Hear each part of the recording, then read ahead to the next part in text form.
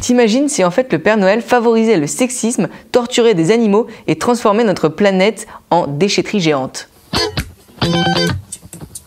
Pour le savoir, reprenons de zéro. Qu'est-ce qu'on fait à Noël? Des cadeaux pour les enfants. Mais attention, il ne faut surtout pas se tromper. Si c'est une fille, ce sera plutôt une poupée, et si c'est un garçon, ce sera plutôt une mitraillette par exemple. Enfin, sauf si la mitraillette elle est rose. Dans ce cas-là, ce sera pour une fille. Mais c'est assez logique quand on y pense. Les garçons, c'est fort, c'est courageux, ça protège les filles, qui elles sont belles, douces et s'occupent bien de la maison et du bébé. Si, je vous jure, c'est pas moi qui l'ai inventé, c'est écrit dans le journal. Et ce journal, disons plutôt ce catalogue, on le retrouve dans la totalité des foyers français parce qu'il est gratuit et distribué dans toutes les boîtes aux lettres. Mais ce catalogue, il est très bien. Il permet aux parents de ne pas se tromper de cadeau, de ne pas offrir un cadeau de fille pour un garçon ou un cadeau de garçon pour une fille. Imaginons par exemple qu'un garçon reçoive des cadeaux de fille.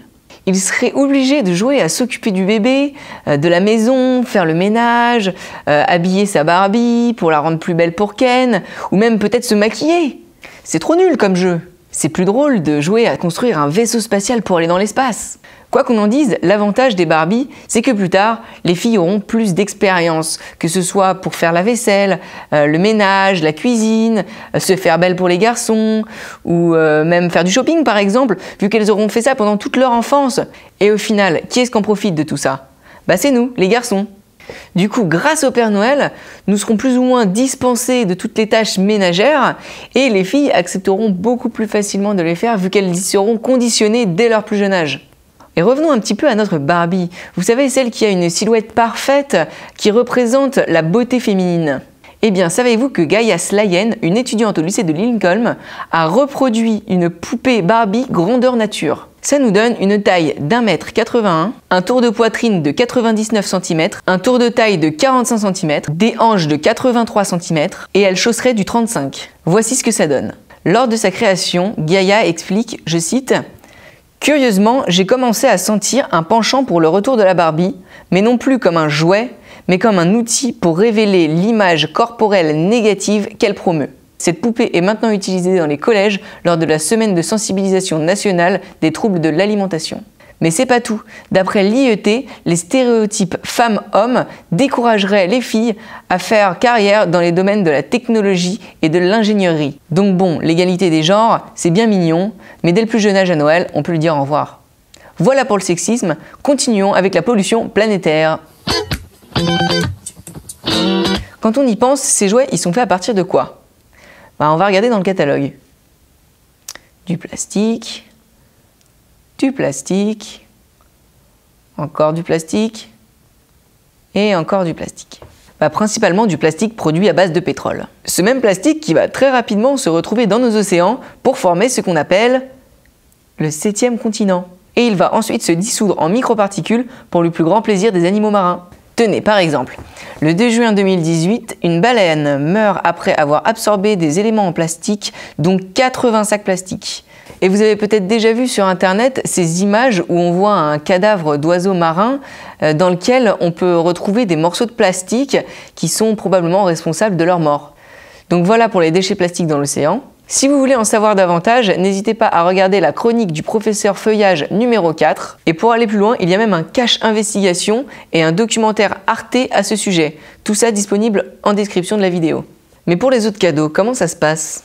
Déjà, la grande question est, est-ce que c'est vraiment utile? Parfois oui, parfois non.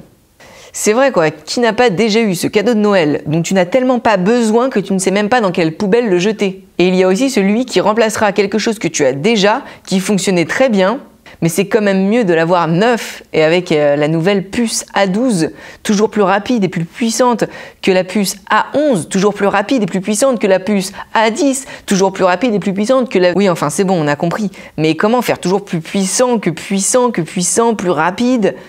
Au bout d'un moment, on n'aura même pas appuyé sur l'application, elle se lancera déjà.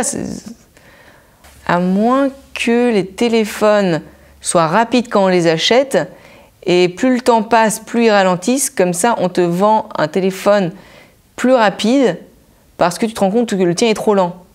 Mais en fait, il n'est pas trop lent parce qu'il n'est pas assez puissant. Il est trop lent parce qu'avec le temps, on l'a rendu lent. c'est l'obsolescence programmée. En ce qui concerne l'obsolescence programmée, je vous invite à regarder la vidéo de La Barbe sur YouTube en description de cette vidéo. Et à Noël, on offre aussi des vêtements. Je ne comprends pas pourquoi les gens offrent des vêtements. Comment est-ce qu'ils peuvent savoir si on en a besoin ou pas? Comme si, tel un smartphone, un pull avait une durée de vie limitée. Par exemple, je sais pas, au bout d'1 an, le pull il arrête de chauffer. Eh bien oui, les vêtements sont aussi sujets à l'obsolescence. Non pas à cause de leur utilité qui pourrait être dégradée, mais plutôt à cause de leur apparence. Du coup, qu'est-ce qu'on en fait de l'ancien pull qui est plus vraiment à la mode? En général, soit il reste au fond d'un placard, soit on s'en débarrasse. Et du coup, on compte environ 700 000 tonnes de vêtements consommés par année en France. Et en moyenne, 70% de notre garde-robe n'est pas portée. On compte aussi en moyenne 12 kg de vêtements jetés par an par Français. Sachant qu'1 kg de vêtements nécessite à peu près 10 000 litres d'eau, on obtient donc 120 000 litres par Français, qu'on multiplie par 67 milliards et on obtient un total de, si mes calculs sont bons, 8040 milliards de litres d'eau partis à la poubelle. Je dis pas que tout est gâché, mais si on se contentait de jeter uniquement les chaussettes trouées ou les collants déchirés, on n'en serait pas là aujourd'hui. Et je ne vous parle même pas des 10% de la consommation mondiale de pesticides qui sont engloutis par les champs de coton. Et on peut parler aussi de l'industrie de la fourrure et du cuir qui condamne des animaux à vivre exploités et tués pour qu'on puisse récupérer leur peau. Et tous ces moutons modifiés pour produire toujours plus de laine qui seront tondus pas forcément en accord avec l'esprit de Noël. Pour vous dire, il y a une telle demande que le nombre de moutons à tondre est de plus en plus élevé. Et pour cela, il faut tondre vite, très vite. À tel point que la tonte est devenue un sport de haut niveau. Je rigole pas. Il y a des compétitions et des records. Mais ça, c'est pas le pire, parce que pendant les compétitions, il faut pas abîmer l'animal. Mais imaginez dans les grosses industries, comme par exemple en Australie, là où il y a la plus grande exportation de laine. Et bien dans ce genre de cas, il faut savoir cogner pour pas que l'animal se débatte. Heureusement que ta grand-mère ou ton grand-père utilise de la laine traitée. Sinon, tu aurais des belles traces de sang sur ton beau pull. Pour préserver les âmes sensibles, je ne mets pas de vidéo, mais vous pouvez voir tout ça en description. Et bien sûr, on n'oublie pas les conditions de travail du petit Taïwanais, qui est exploité toute la journée pour un salaire de misère. Comme on dit, le malheur des uns font le bonheur des autres. Revenons à notre cher journal du Père Noël. Vous savez, ce catalogue de jouets ambassadeur de la société de consommation qui, en plus de ça, inculque des valeurs sexistes à nos enfants? Eh bien, imaginez-vous que 8 à 10 millions d'exemplaires sont distribués dans nos boîtes aux lettres et que chaque exemplaire coûte entre 1,20 € et 1,50 €, ce qui fait un total entre 9,6 millions et 15 millions d'euros. Tout ça pour nous pousser à consommer, et je ne parle même pas des publicités à la télé ou aux arrêts de bus. Mais je vous rassure, ça ne comprend pas que les catalogues pour enfants, ça comprend aussi ceux destinés aux parents. Vous savez, ceux sur lesquels on nous pousse à acheter, par exemple, du foie gras. Ah, sacré Père Noël, toujours un tour dans son sac. Et oui, c'est encore lui qui nous guide à respecter les traditions. Un savoir-faire qui se transmet de génération en génération pour le plaisir de nos papilles. Ah oui, je vous mets toujours pas d'image d'illustration, sinon je vais être censuré par le Père Noël. Parce que c'est vrai que si je mets les images, tout de suite ça va casser l'esprit de Noël. Et plus personne ne voudra en manger ou même en voir sur une table sans avoir un arrière-goût de...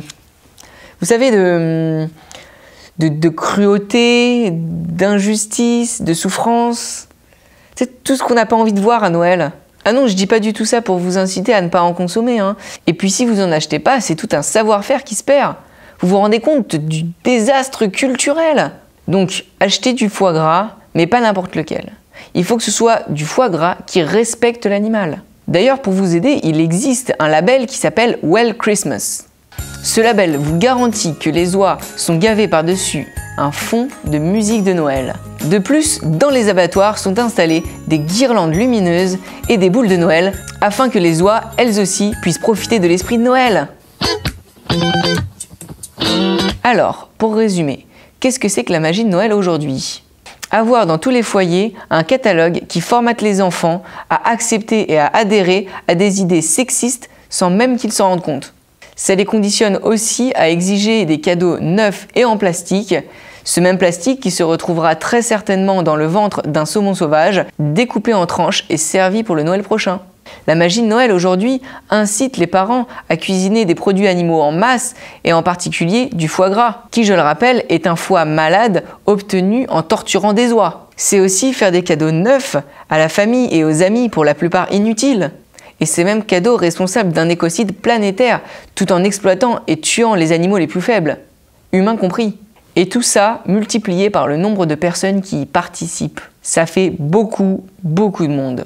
Et du coup, beaucoup de dégâts. Et pour en revenir à notre Père Noël qui est responsable de tout ça, laissez-moi vous dire qu'il est plus proche d'un démon destructeur qu'un ange bienveillant. Mais ce Père Noël, c'est celui qui a été racheté par la société de consommation. J'ai envie de croire qu'il existe encore un gentil Papa Noël.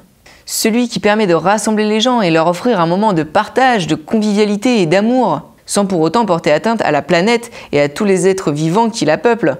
Pour ma part, je rêve d'un Noël sans morceaux de cadavres sur la table, où faire des cadeaux serait facultatif. Et si c'est le cas, pourquoi pas offrir par exemple des places pour aller voir un concert ou un spectacle de cirque sans animaux. Faire des cadeaux achetés chez Emmaüs ou sur Le Bon Coin. Ou même pourquoi pas offrir des créations personnelles ou des dons à des associations. Et bien sûr en utilisant des emballages réutilisables, comme par exemple du tissu ou des boîtes. Il est également possible de cuisiner des festins de Noël 100% végétaliens. Alors pourquoi ne pas incarner un Noël qui nous ressemble et qui soit le reflet de nos valeurs morales?